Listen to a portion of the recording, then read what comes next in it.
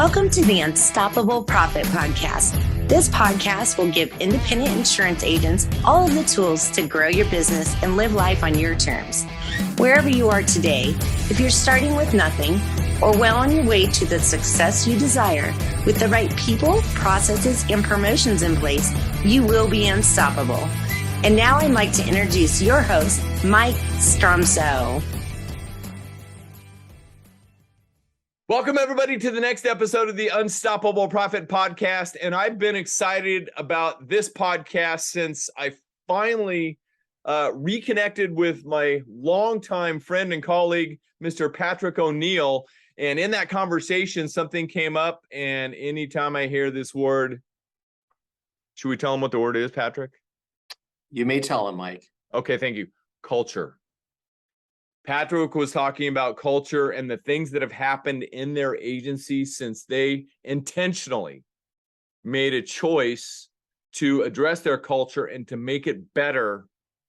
Great things have happened. They have been recognized nationally, among many, many other things. But before we go there, it's my honor and privilege to welcome my longtime friend and colleague, Mr. Patrick O'Neill, to the podcast. Patrick, welcome. Mike, thanks. It's great to be here, and I'm really grateful for this opportunity. You know, that's something gratitude is important to you. I know that, and it is to me. And it's a great way to live our lives. You know, with gratitude, it just opens us up for a lot more opportunities and to see things differently. So thanks for the opportunity. I'm grateful, and we have been longtime friends, and I've been inspired by you for many, many years. And we shared a lot of business successes together, but also we shared our personal lives and our families. So, since we first met, our children have all grown. We now have 3 married, 7 grandchildren, and we're really blessed and really grateful to have all 7 of our grandkids living within really a few blocks of us. And so that fulfills our lives in ways that I never imagined. And Pam's just, she's a great wife, mother, and grandmother. So anyways, that's we have a lot to be grateful for and thankful. And that's one of them. So yes, we do. And go ahead. Sorry. As I say, I've been in the business, a little over 30 years. It's amazing how time flies, and it's fun now. Our oldest son, Pat's, in the business and has been a great addition to the team. Yeah. And you strategically, I remember, a number of years ago, strategically and intentionally, and that might be a big takeaway for anybody either watching or listening to this, strategically and intentionally. And Patrick O'Neill, in learning about his incredible business mindset over the years, he thinks about what he wants the outcome to be and then does something about it. And in bringing Pat into his business, I know that was part of his plan, and he took the actions that were necessary. So Patrick O'Neill and his family, personally and professionally, are one of the best that I've ever been privileged to get to know. Pam and the kids and the grandkids, I believe I've met all of them, and just phenomenal. So congratulations to you, Dad. But let's go back. Thanks. In the insurance industry. Your family also has a history in the business, right? It does. My father worked for a regional insurance company here in Ohio, and had a really strong influence on me. I graduated from college with a degree in accounting, went on to become a CPA, but really had the itch to get in to find a business. And thankfully, I followed somewhat in his path, and he helped me find an agency in our little town, Wadsworth, Ohio, which is about 30 miles south of Cleveland. And really the rest is history. And so I owe a lot to him and to his contacts that really helped me get started. Yeah. So I guess I knew your dad was in the industry, but he wasn't in the agency business. Nope. Okay. He wasn't. He introduced me to a gentleman my dad was his mentor, and he was looking to sell his agency, and he reached out to my dad, and my dad said, well, gosh, coincidentally, Patrick's looking to buy an agency. And so he put us together, and we made a deal, and I worked with Mark for about 2 years, and he said, okay, you're ready. And I knew nothing about insurance. Right. And he said, okay, you're ready. I'm ready to go. So I bought him out, and then we bought another small agency that same year. And, the rest, we bought a few other agencies through the years and then grown it mostly organically. Yeah. And you've done a phenomenal job. And again, intentionally, Patrick was growing up and you saw an opportunity to possibly bring him in, and you had a plan in working with one of your top carriers. He actually went to work there for a couple of years. He did. To learn the business, and then came back to the agency after they taught him the ropes, so to speak. And now you are doing phenomenal things. So great stuff. Congratulations. Yes, thank you. Yep, that worked out. That plan has worked out really, really well. He's super engaged. He's now the president of the agency. That happened about a year and a half ago, and I just became, was the CEO. He's the president. He's the visionary now in the agency, and just really doing a great job and really well respected. He walked the first day he came in. He said, "Hey, so what do I do?" I'm like, "Well, I'm not going to give you any clients, so you're going to have to get your own." So he went to work, and I said, "Plus, once you do this, and once you start going out and selling and really building it on your own, when you bring in new people, you'll be able to show them how to do that as well." So that was part of the intention of him having to do it on his own. He picked a niche, he went after it and grew it. And it's phenomenal to see his growth. So very smart, being a niche player as well. Great job, Deb. Well, you led him to that, but also not enabling him in any way, letting him learn his own lessons, which is truly important. Would you agree? Right. Absolutely. I felt that if he wants to be respected by the rest of the team, he needs to really come in and earn that and show them that there's no entitlement factor here. That's right. It is, hit the ground running, work hard, and he did, and he does, and just like the rest of the team. I will brag about him just like I will brag about any other team member. Once we're inside the office, I'm known as Patrick. Exactly. I'm not Dad. Right. Never have been from day one. So we just really want the team to know that, and you really can get what you earn here, and for anybody and everybody. So goals and expectations. Well done. So let's fast forward to current times and recognitions. I recently noticed, because of what you have led, and by the way, I thought about this 3 times since we started talking this morning.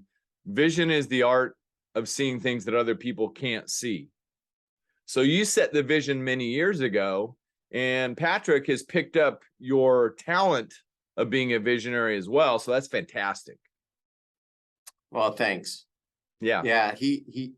He's really, it's really fun to watch and see. And, part of my role is just to help coach and teach and, let him make decisions. Right. And that's how you continue to gain, success in those areas. So 100%.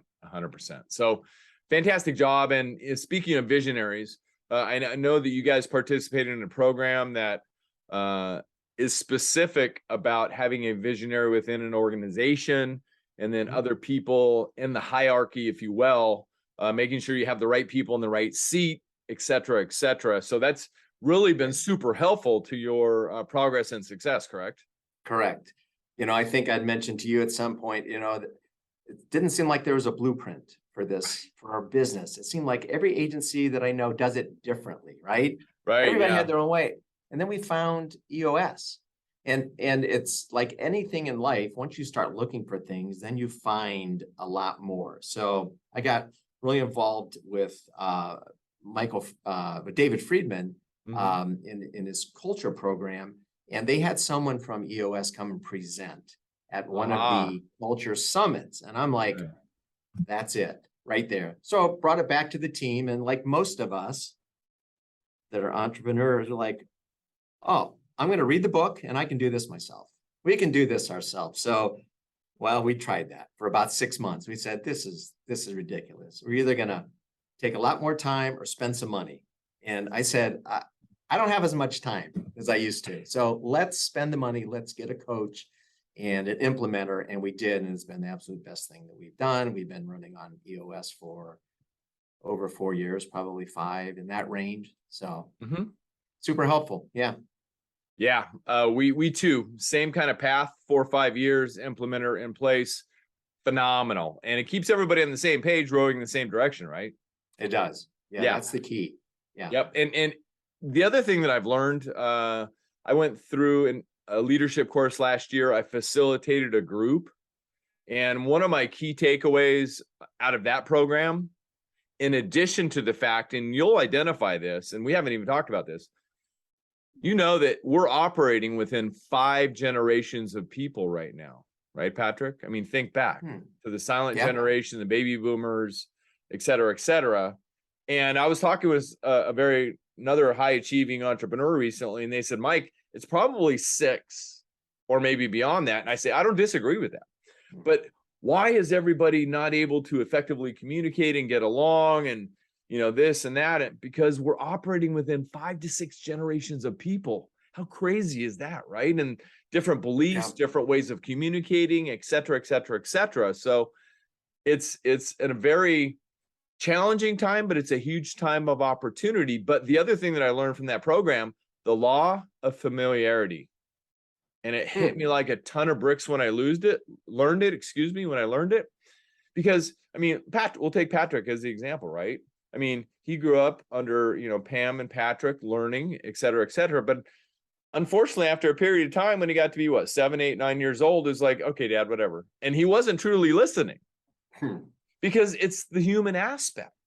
But when somebody else from the outside comes in, like aunt, uncle, grandma, or grandpa, it's like, wow, that's awesome. And you're thinking, I've been telling you that for the last year, right? Yep. But it's the same thing with having somebody from the outside come in, like your implementer, right? Exactly. Or somebody influencing the culture, like had happened to you. And that's really what I want to dive into now, Patrick. So thank you for sharing. Oh, by the way, I also want to publicly praise and recognize you and your organization and the president. I'll see if I can get my regards to him as well. But you have been recognized. Is this your first time or is it a repeat? Your first time? First time. Yeah. Yeah. So recognized nationally as a AM Best agency.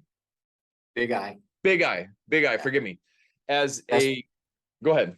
Yeah. Reagan Best Practices Agency. Best Practices Agency. That's what I meant.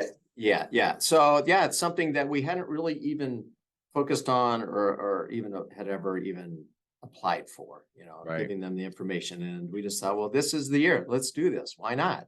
This is, you put your head down sometimes, you just work hard and things happen. And we need to come up and say, well, wait a minute, what does this make sense for us to do? And we did it. And it's really, really rewarding. And we were sharing that out yesterday with our team at the State of the Company, our quarterly State of the Company, that's just one of the things that's a real success for our agency. And it just means that it's not just obviously us, it's the whole team that's contributing to our success. And we just want them to know that and share that with them. And so, that was pretty rewarding. Really was. Well, agree. However, it was earned and you guys have done the necessary work to reach that plateau because I'm very familiar with the Best Practices Agency program. Forgive my miss earlier, but and people that you and I know well, that we've known for a long, long time, have also reached that plateau. Only about roughly 200 or so agencies out of all the agencies in America are recognized as a Best Practices Agency. So it's an elite group, the elite of the elite. And to your commendation, your agency that you have built now, Patrick is building, has that recognition. So congratulations. Thank you. Not too many can earn the right to say we are a Best Practices Agency. So congratulations. Thank you. I really appreciate super proud of you guys. Great job. Now, that's why you should listen to every word that Patrick's going to share about culture over the next few minutes that we have together on this subject. And that's what I wanted to pull out of Patrick's incredible mind, business mind, visionary mind. Okay. So Patrick, before they launched into EOS, they were working on their culture, right? Because we all know that culture eats strategy and everything else for breakfast. And you have other thoughts on that. So dive in. What started you thinking about culture and making sure that you had your finger on the pulse of your culture? Great question. And I think it really has to do with, everybody rowing in the same direction. It's just a lot of good people, but we were missing something. And this all came about with we hired a recruiter, search firm to find a producer. And he said, well, before I do that, I want to get to know your company. I want to know your culture. And he asked a question that stuck with me. He said, what are the values that you live out every single day in your agency? And it's like, oh, those are the 10 things we have listed on our wall. And then I'm like, wait a minute. We're living them out every single day. So that really struck me as we've got some work to do. So that really began my culture journey. And I reached out to this guy some more, and he shared a book with me called The 3 Impossible Promises. And it was all about this woman from Ohio, actually, in Cincinnati, that transformed the way gymnastics was taught in the United States, which is crazy. But anyway, that's her whole book, and it was fabulous. So I got really, really intrigued, and then began that journey. And through another organization I'm a part of, got introduced to David Friedman. And he had written a book called Fundamentally Different. And it's really based on the Ritz-Carlton approach to really what they call their basics. So everything revolves around, first step is to define the behaviors that drive success. It's all based on behaviors. Values mean different things to each of us. It's really hard to define a value, because my value in Akron, Wadsworth, Ohio is completely different than a value for somebody living in California or living in an inner city. So the whole approach is defining behaviors that drive success. So we spent a lot of time coming up with our fundamentals because they're fundamental to success. So we have 30, believe it or not, 30 fundamentals that are part of what we call now the O'Neill way. Like it. And so once you define them, you got to be really clear on what are those behaviors that drive success. Then you really have to find ways to ritualize those behaviors. How do we practice them? How do we do them over and over and over with enough repetition that they just become part of who we are? And so that's what we've been doing now for the past 7 or more years, really practicing our fundamentals. That is phenomenal. So I heard you say that you went through identifying the behaviors that drive success, working on the values. Give us an idea. How long did you invest working on that as an organization? Week, month? Probably over a couple of months. Okay. Yeah. So it's not an overnight thing. It's not. Yeah. We worked with a consultant that helped us really define those behaviors. Awesome. So it took about, from the time we had our first meetings, and it was really myself and Jody and Pat, and oh no, it was before Pat. It was Pat. No, Pat was here. Yeah. And Tom, another, we spent a lot of time as leadership really defining the behaviors that we decided were going to be the culture we want. So it's really a top-down thing. These are the behaviors that we want to see that will drive success. So that's a great point. Let's talk about that for just a minute. Yeah. So the leadership team, if you will, are the ones that started, creating the values that you're going to live out every day, defining the behaviors that drive success, but it was the leadership team that were putting those together, right? Yes. And so talk about how you transitioned what you learned and put together for the future of the organization and caused that to trickle down to the team. How did you get them to buy in, and how did that develop out through your entire organization? And I know that was a big multiple question mouthful. Yeah, right. So I really believe that people want to be led, that people want to have good leadership, and they want to know that there's space at the top and that they're going somewhere and that we stand for something. So that's really part of it, is for us to define the culture that we want.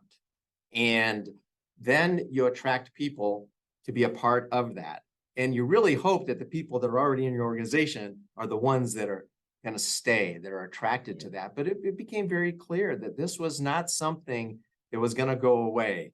I think people can relate to the fact that we go to a seminar, or we go to something, we hear all this stuff, we're like, this is great stuff, let's go implement it, then it dies out.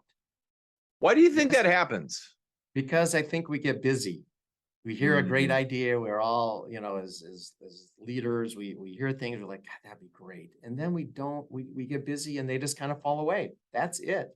So the key to this is the ritualizing it, making it real every day, every week, 52 weeks out of the year, all the time. So we can talk about that in a little bit, but so the buy-in comes from, we had a whole rollout, we defined these, we came up with we call the O'Neill way with the 30 fundamentals, and then we rolled it out. We took the team off site and we had a lunch and a meeting, and we shared all the fundamentals, and we did a few games to help people kind of connect with those. And then we just started in week one. One of the rituals that I did was write what that fundamental means to me. So on Monday, I wrote, if you took fundamental number one, which is do what's in the best interest of our clients, and I wrote about that. Right. And then each week we would talk about it. We start every meeting with the fundamental of the week, and we start client meetings, prospect meetings. We actually picked up some clients. They were like, what is this? And so you get to tell them what we're doing and how we're building culture. So wow. So where were you putting this out when you wrote about it? Was it your blog or in an email? Yeah. Okay. Internal email just to the team.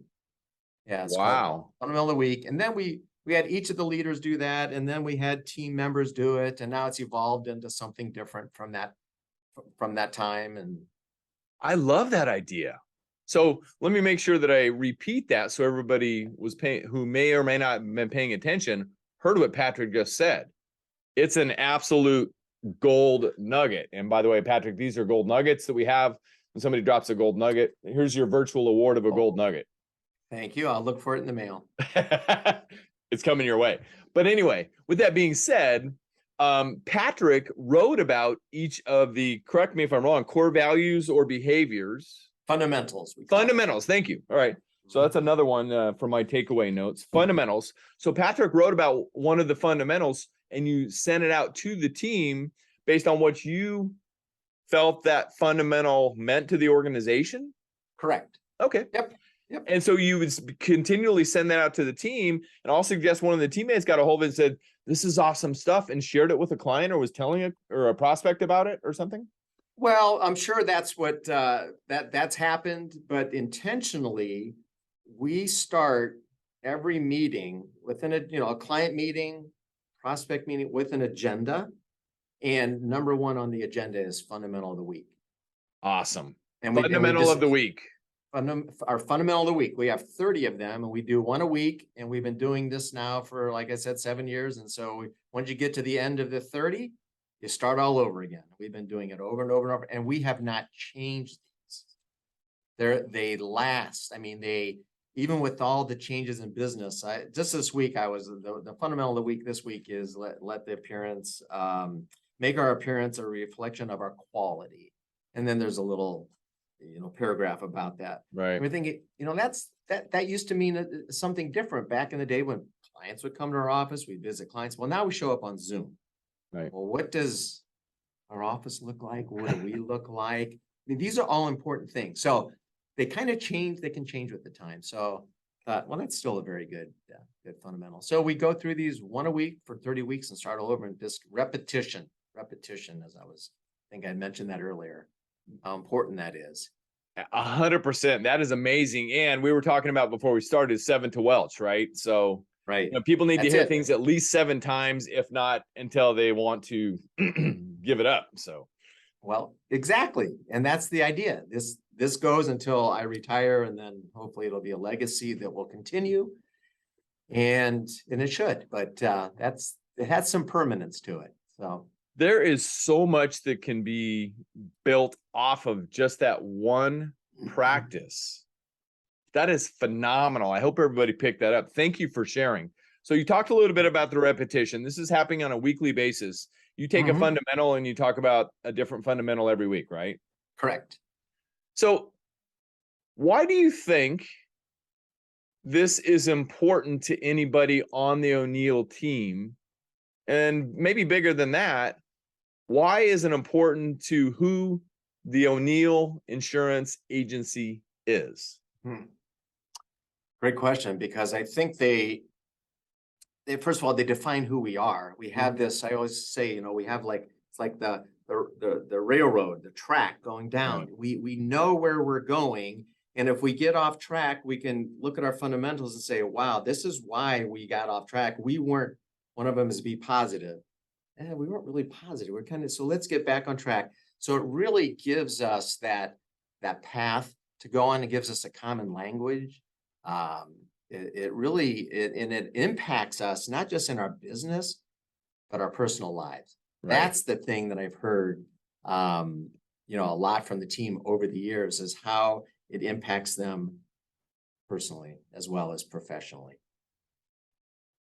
So you're leaving legacies within the households of your team members because of this culture work that you've done. And the fundamental foundation of behavior that you've set within your organization. Yeah. And the thing go ahead, please. Just let me just one thing on that. Yeah, go ahead. The thing I love about the fact that they're behaviors, and you can see behaviors, right? You can't really see values so much. They come out. Behaviors you can observe. And you can coach and you can teach around those. And that's how we've used it to help really coach and teach our team, and us too as leaders. You know, we have to live this. That's one of the foundations of culture by design, is to lead by example. And that's really challenging because people are watching all the time, but it's, you know, when you do it with people's best interests at heart, they know we're human and we're going to screw up, but the team has embraced it, and it's been a way for us to continue to strengthen our culture every day, every week. So I'm not going to ask you to go into great detail, but this is a question that may be going through the minds of our listeners and or viewing audience and of myself.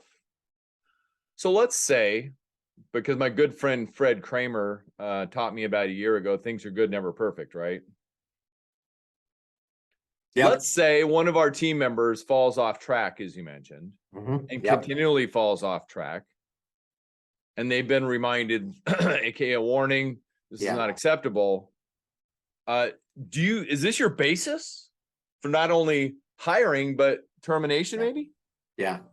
I mean, it's so critical. It's a great question, because once you define your behaviors, once you ritualize them, we talked about fundamental of the week, talking about starting meetings. Those are all the rituals we've brought into it, is to really select the right people for your team. And it's always culture first. Culture first. Now, if someone has the experience, that is absolutely that we're looking for, that's critical, but it's also culture. Right. So select, and then yes, absolutely. You the term that's used, you get the culture that you tolerate. Your cultures are the behaviors that you tolerate the most. So if we continue to tolerate those behaviors, the other team members can see it. Oh yeah. Absolutely. We coach, we teach, we encourage. We're not quick to fire. We're quicker.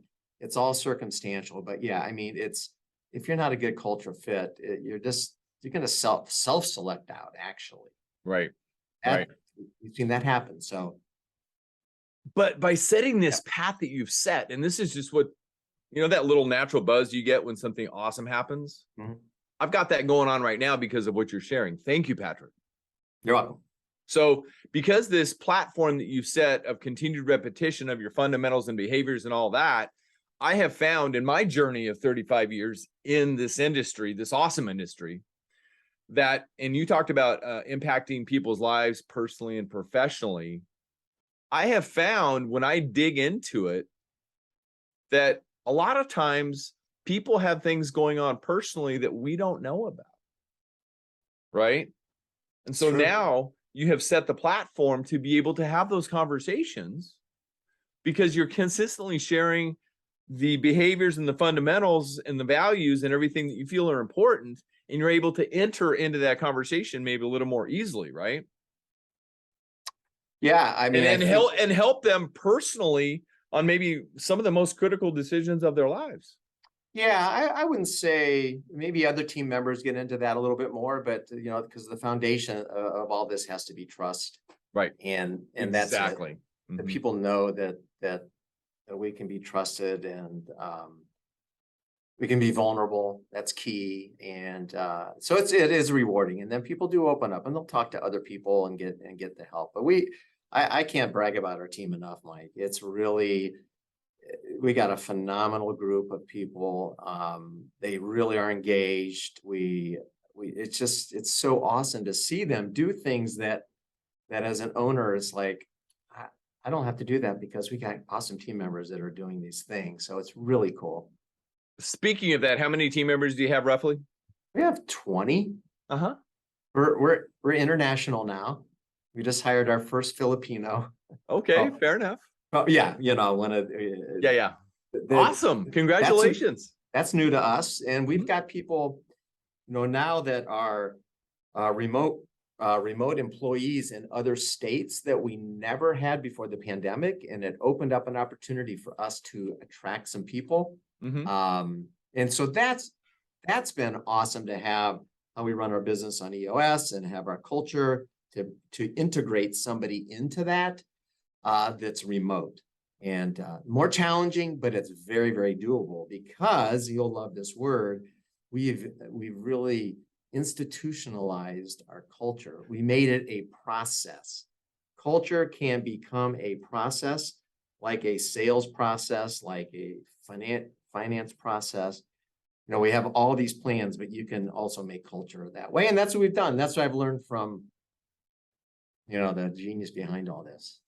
Yeah. By the way, your title is, among other things, CEO. Chief Culture Officer. Chief Culture Officer. That's my most coveted title. I love it. Yeah. So I love that too. Yeah. Yeah. So two things that you just said prompted another thought. I'm reading a book again because I got so much out of it the first 3 times, going back through it again. And they talk about in that book, invisible architecture.